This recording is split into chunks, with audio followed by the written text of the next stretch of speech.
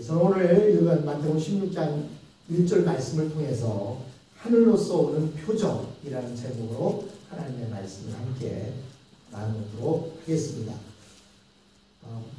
미국에 오래전부터 살던 사람들이 있었죠. 그 사람들을 우리는 뭐라고 얘기합니까?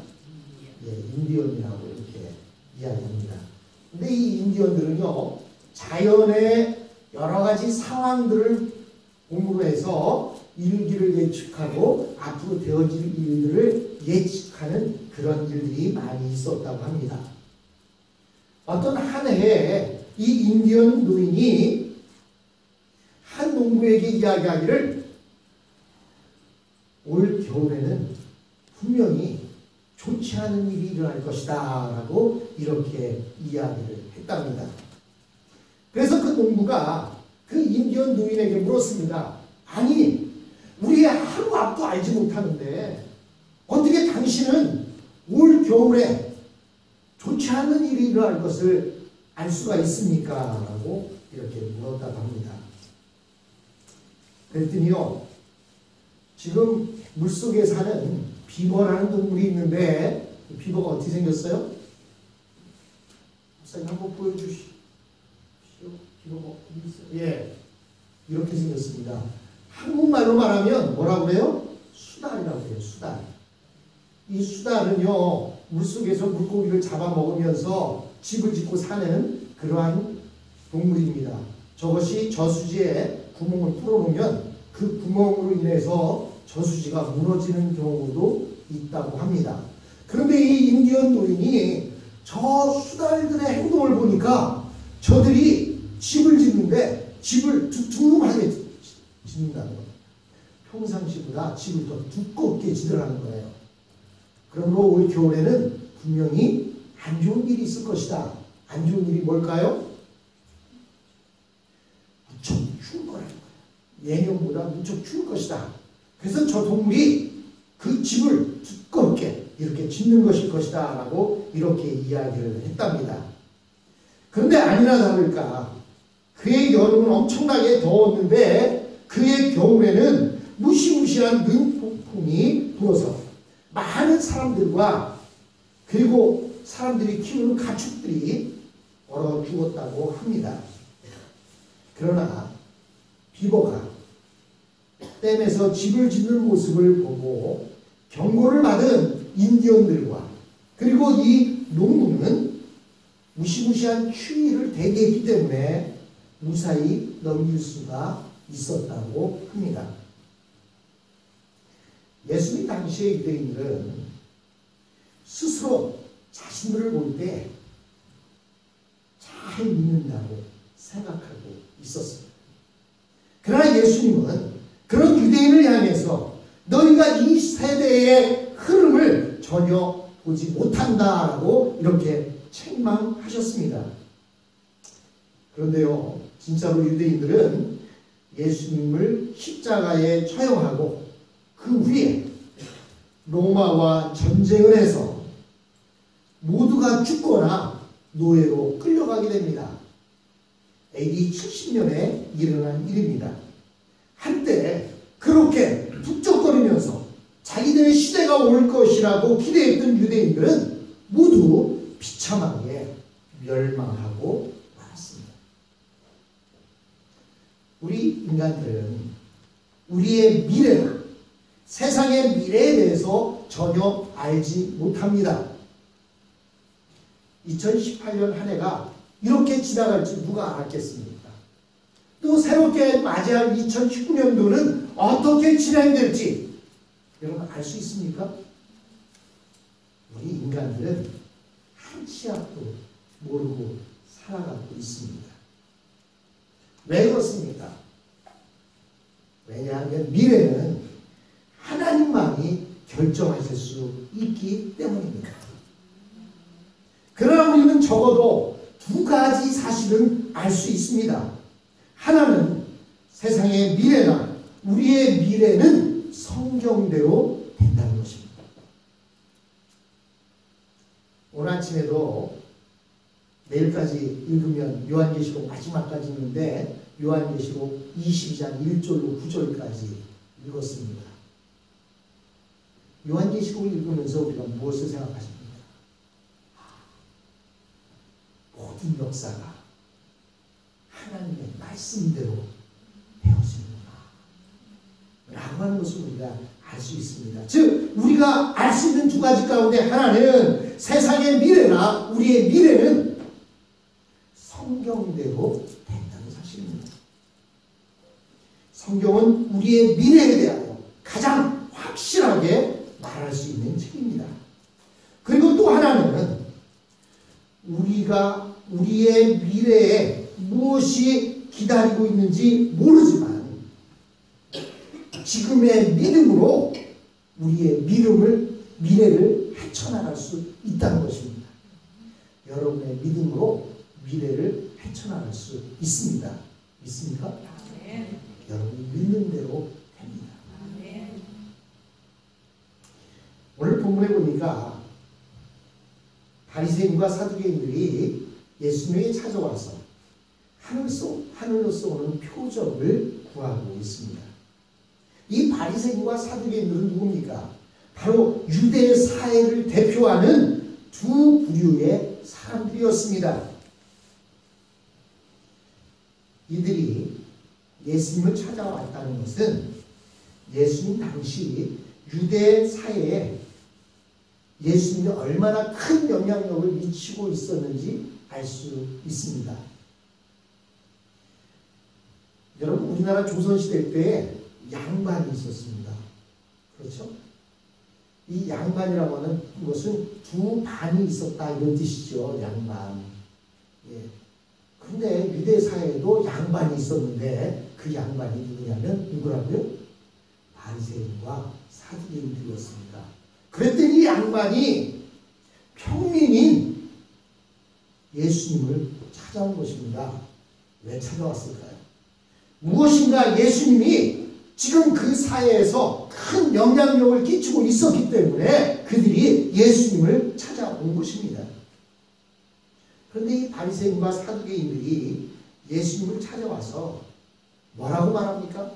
정말 당신이 하나님의 아들이라면, 즉 하나님이 보내신 사람이라면 우리에게 표적을 보여주십시오 라고 말하고 있습니다.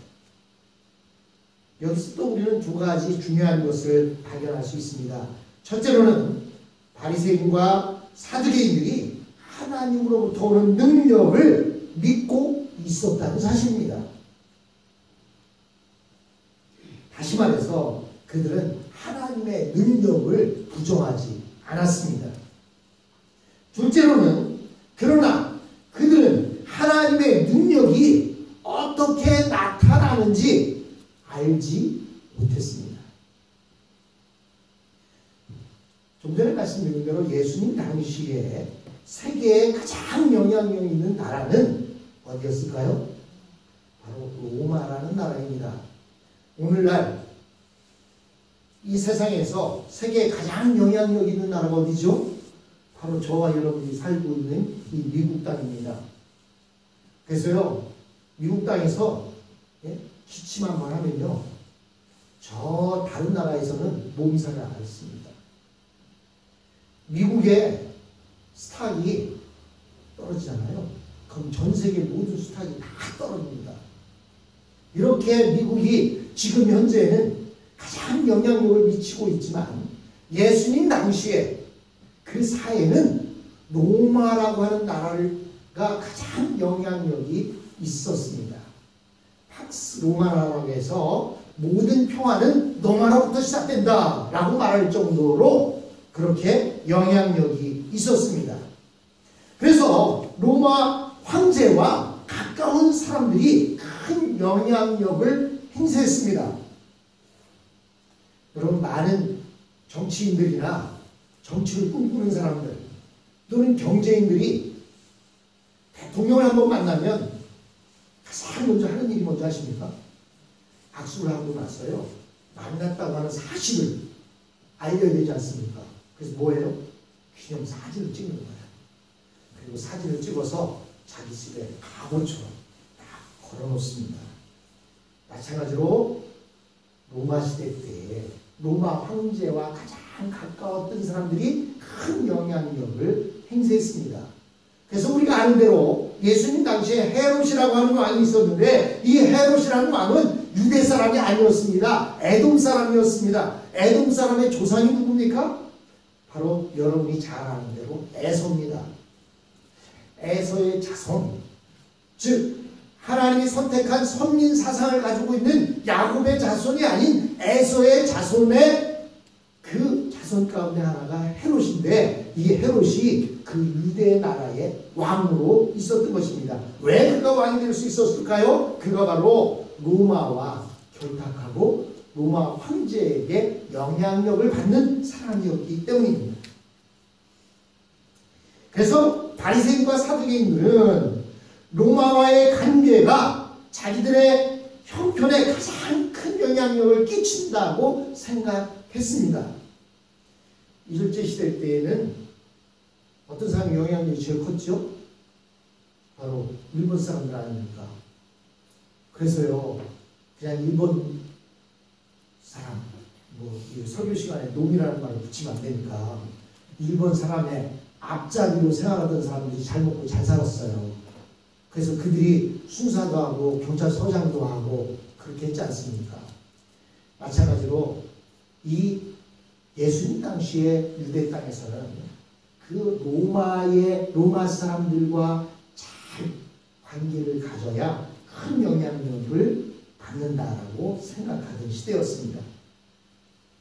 그러나 그러면서도 한편으로는 예수님에게 찾아와서 하늘로서 오는 표적을 보여달라고 말합니다. 즉 이것은 그들은 여전히 하나님의 존재를 믿고 있었다는 뜻입니다. 영향력을 크게 행사할 수 있는 것은 로마라고 하는 로마의 황제라고 생각하면서도 한편으로는 하나님이 큰 영향을 끼친다고 생각했던 것입니다. 이것을 통해 우리가 알 수 있는 것은 바리새인과 사두개인들은 신앙의 양다리를 걸쳤다는 것입니다.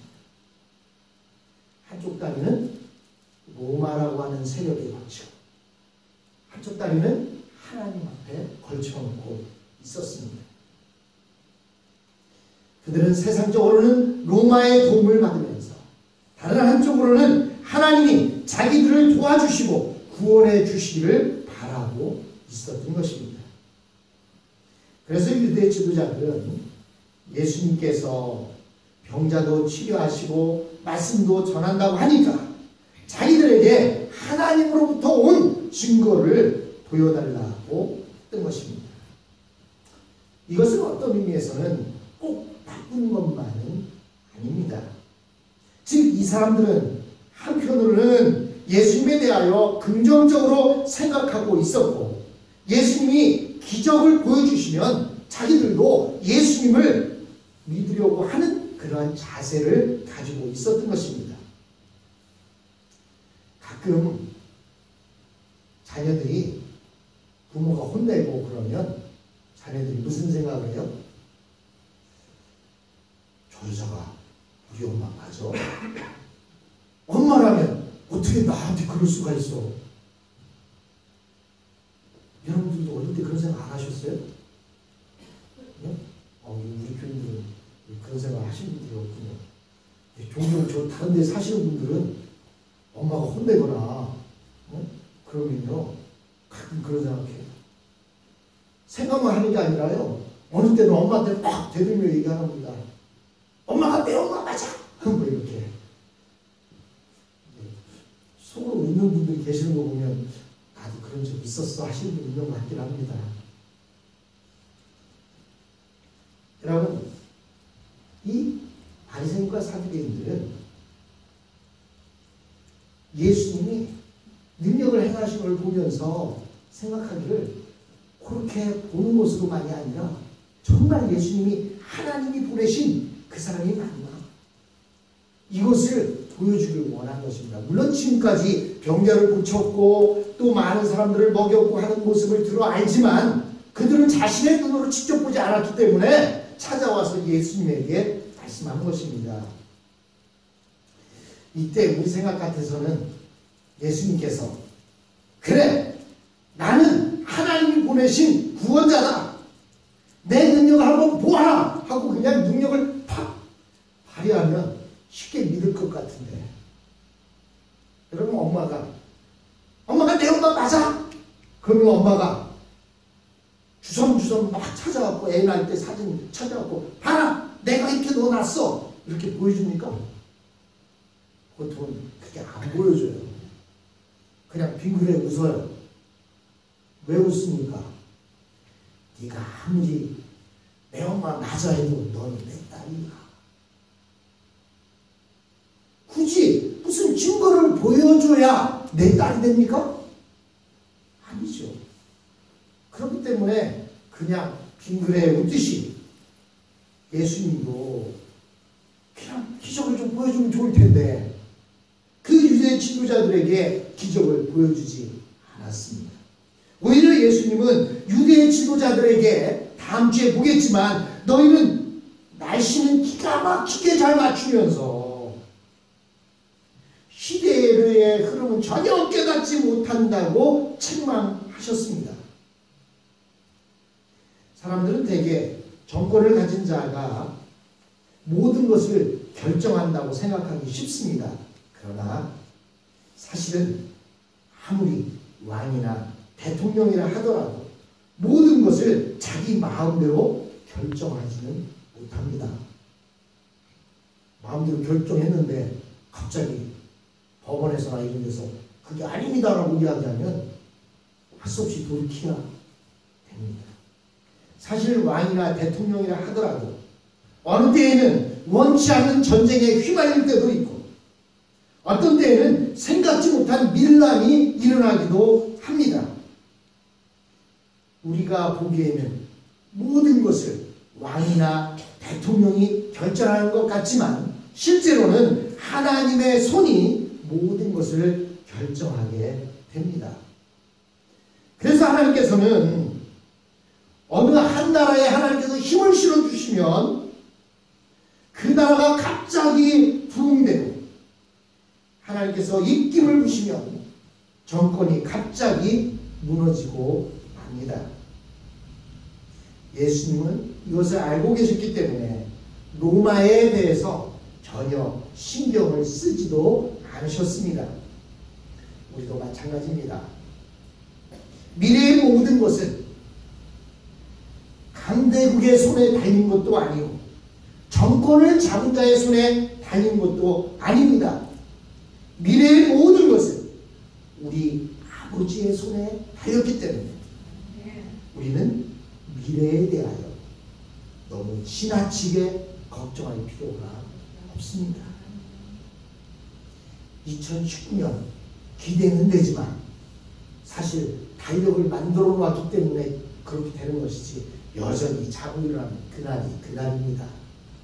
그럼에도 불구하고 새해를 맞이할 때 불안해하는 사람들이 있고 새해를 맞이할 때 기대하는 사람들도 있습니다. 그러나 여러분 너무 지나치게 걱정하지 마십시오.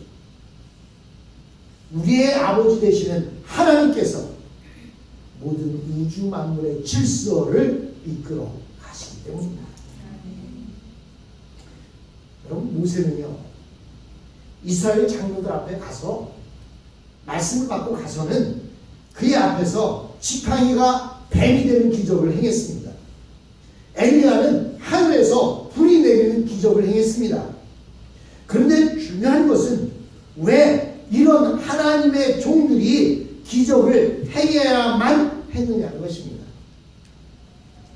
그것은 이스라엘 백성들의 마음이 너무 완악하여서 하나님의 종들을 믿지 않았기 때문입니다. 원래 하나님의 백성은 표적이 필요치 않습니다. 왜냐하면 하나님의 백성은 선지자의 말씀만 들으면 그 말씀이 하나님의 말씀인지 아닌지를 바로 알 수 있기 때문입니다. 여러분 요즘은요 한국에서 결혼을 하고 아기를 임신하면요 임신한 아내의 사진을 찍어 놓는답니다. 그리고 모든 아기 낳는 과정 같은 것들을 사진을 찍어 놓는다고 해요. 물론 그 자녀에게 너가 이렇게 엄마 아빠가 사랑해서 아기를 갖게 되었고 낳았고 이렇게 키웠다 라고 하는 것도 있지만, 혹시나 정말 엄마가 나 낳았어 그러면 야 봐라, 내가 이렇게 너 배 아파가면서 이렇게 너를 낳는데 이렇게 증명해 보이려고도 그 사진을 찍어 놓는 것입니다.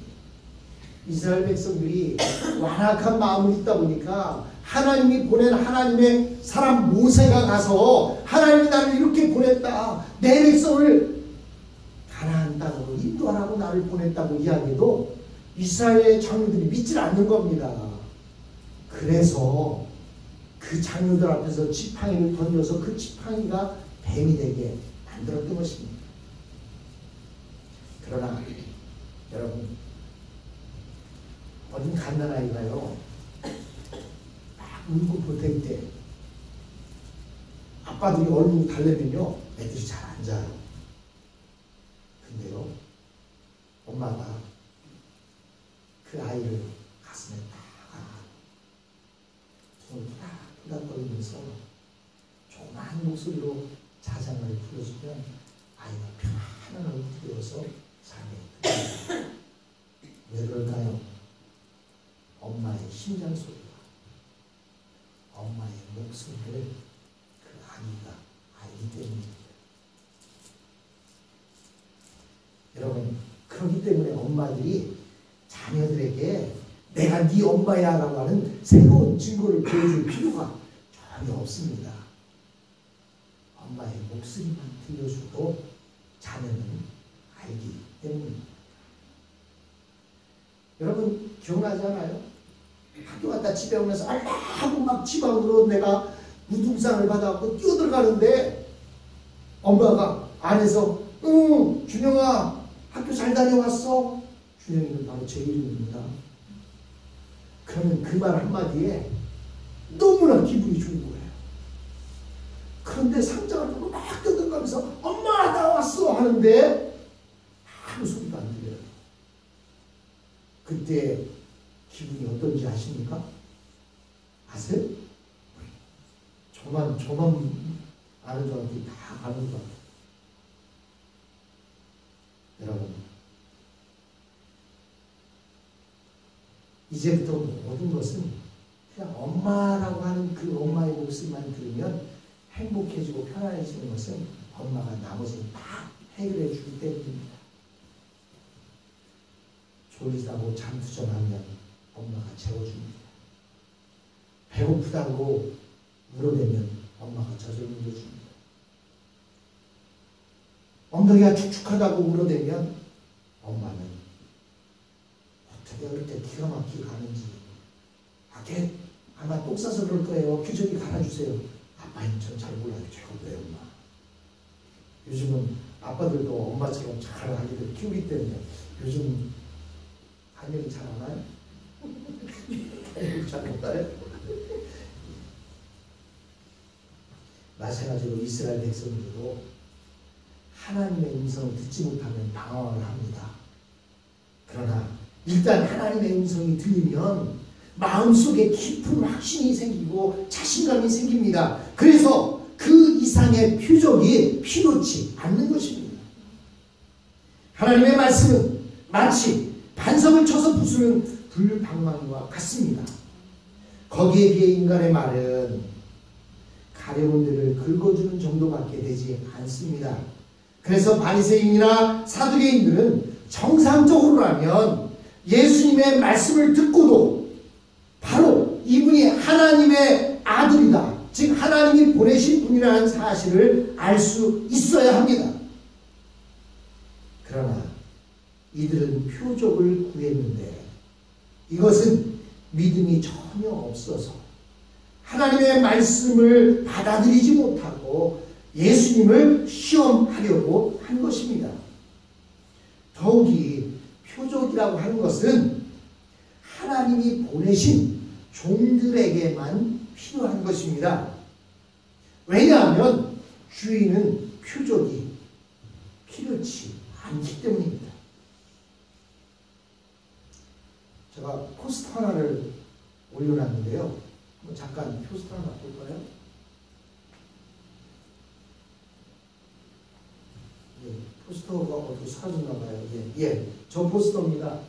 혹시 이 영화 보셨습니까? 예, 마지막 황제로 한국에서는 영화가 저 영화가 됐는데요. 주인공의 이름이 혹시 누군지 아세요? 예, 부의라고 하는 청나라의 마지막 황제, 그 아까 그 꼬마 어린아이가 부의라는 꼬마입니다. 이 꼬마가 어렸을 때 청이라는 나라가 멸망합니다. 그리고는 공산당에 끌려가서 거기 가서 교화를 받게 됩니다. 그리고 몇 년이 지난 뒤에 자기가 살았던 자금성, 자기가 살던 집을 오는데요. 자기 집이면 어떻게 해야 될까요? 그냥 들어가면 돼요. 그런데 저기에 들어갈 때 입장권을 사서 들고 들어갑니다. 왜 입장권을 샀을까요? 지금 저 집이 자기 집이에요? 아니에요? 아니야. 여러분, 하나님의 아들에게는 하나님의 표적이라고 하는 그것이 필요할까요? 필요치 않을까요? 필요 없어요. 내 집 내가 갖고 하나님이 내 아버지인데 내가 우리 집에 들어가면서 이름표 여기다 달고 들어갑니까? 아니에요. 그런데 저 부이라고 하는 저 마지막 황제가 옛날 자기가 어렸을 때 살던 그 집을 들어갈 때 입장권을 사갖고 들어가는 모습을 보았습니다. 여러분, 하나님께서 선지자들에게 주신 능력은 바로 이 출입증과 같은 것이었습니다. 사람들이 믿음이 없으니까 믿도록 하기 위해서 증표를 그들에게 보여주신 것입니다. 그러나 아들에게는 증표가 필요하지 않습니다.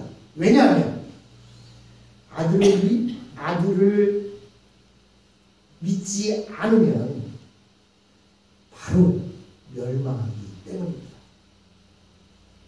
이 세상은 예수님의 세상입니다. 왜냐하면 하나님의 아들이기 때문입니다.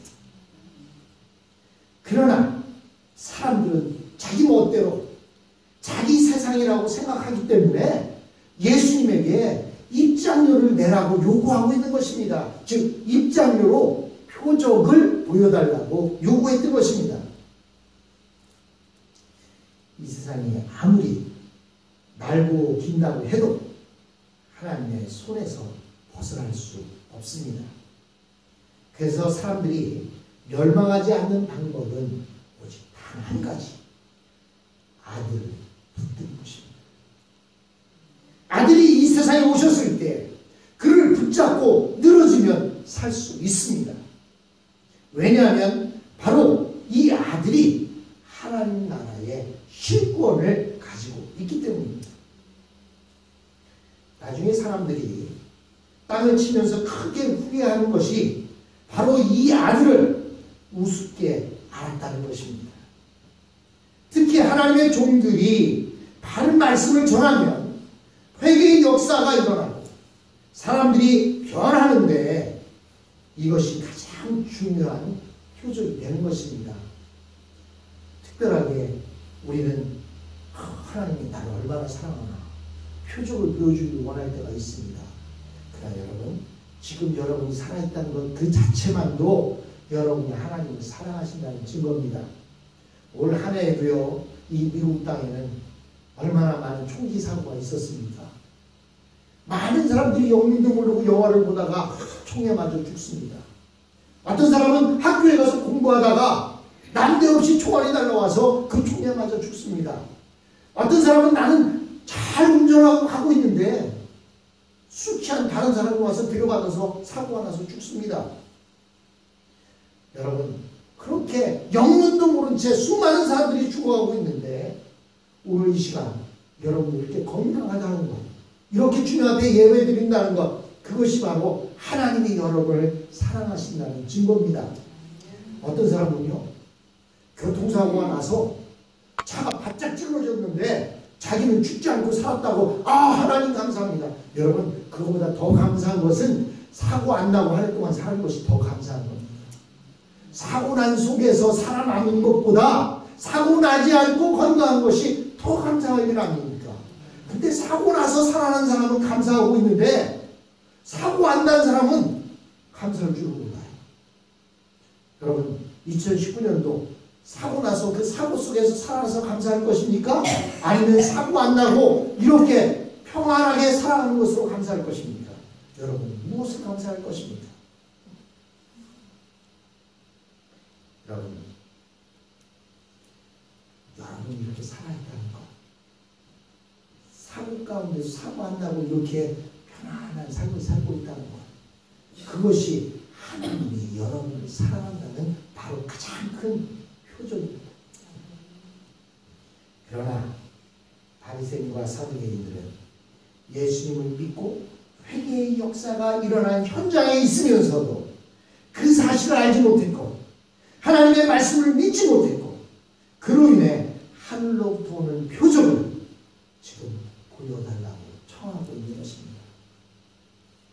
사랑하는 여러분, 내가 지금까지 지내온 것 그것이 바로 하나님의 은혜입니다. 그것이 바로 감사입니다.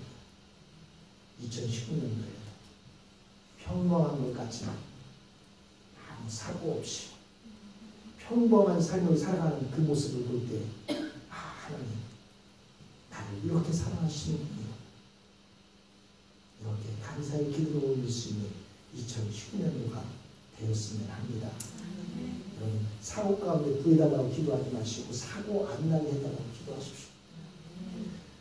병 나서 치료되게 해달라고 하지 마시고 병 안 나게 해달라고 기도하십시오. 또 병이 났음에도 불구하고 치료받았다면 그것도 또 하나님의 은혜입니다.